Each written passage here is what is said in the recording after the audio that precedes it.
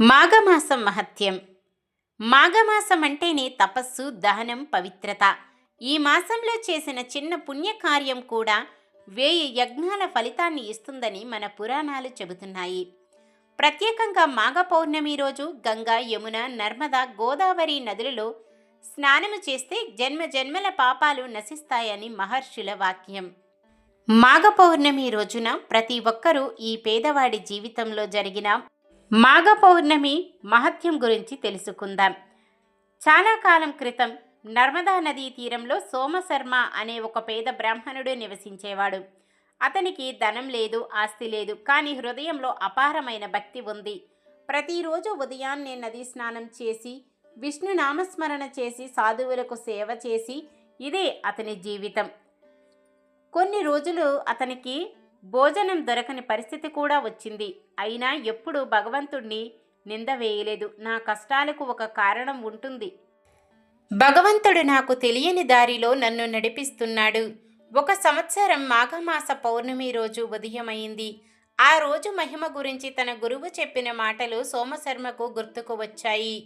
ఈరోజు ఉపవాసంతో పవిత్ర నదిలో స్నానము చేసి దానం చేస్తే భగవంతుడు తప్పక కరుణిస్తాడు.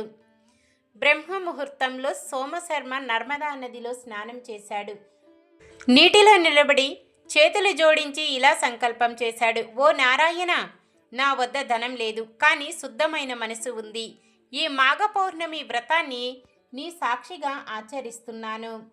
తులసి దళాలతో శ్రీ మహావిష్ణువును పూజించాడు. ఇంటి మూలలో ఉన్న చిన్న దీపం వెలిగించి నామస్మరణ చేస్తూ గడిపాడు.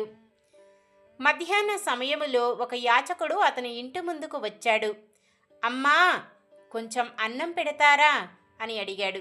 సోమశర్మ దగ్గర ఉన్నది ఒక చిన్న పాత్ర, అన్నం మాత్రమే. ఒక్క క్షణం ఆలోచించాడు. తర్వాత చిరునవ్వుతో ఆ అన్నాన్ని యాచకుడికి ఇచ్చేశాడు. ఈరోజు మాఘ పౌర్ణమి, దానం లేకుండా వ్రతం పూర్తి కాదు అన్నాడు. ఈ దృశ్యాన్ని చూసి దేవలోకంలో దేవతలు ఆనందించాయి. స్వార్థం లేని దానం, ఇదే నిజమైన వ్రతం అని ప్రశంసించారు. సోమశర్మ నిద్రలోకి జారుకున్నాడు. అప్పుడు అతనికి కలలో శ్రీ మహావిష్ణువు దర్శనమిచ్చాడు. విష్ణువు: సోమశర్మ, నీవు మాఘ పౌర్ణమి వ్రతాన్ని శుద్ధ హృదయంతో ఆచరించావు. నీ పూర్వజన్మ పాపాలు నశించాయి. నీ భక్తి నాకు ప్రీతికరం అని వరమిచ్చాడు.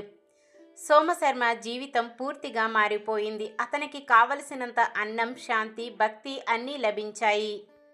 చివరికి లోకాన్ని విడిచి వైకుంఠాన్ని చేరుకున్నాడు.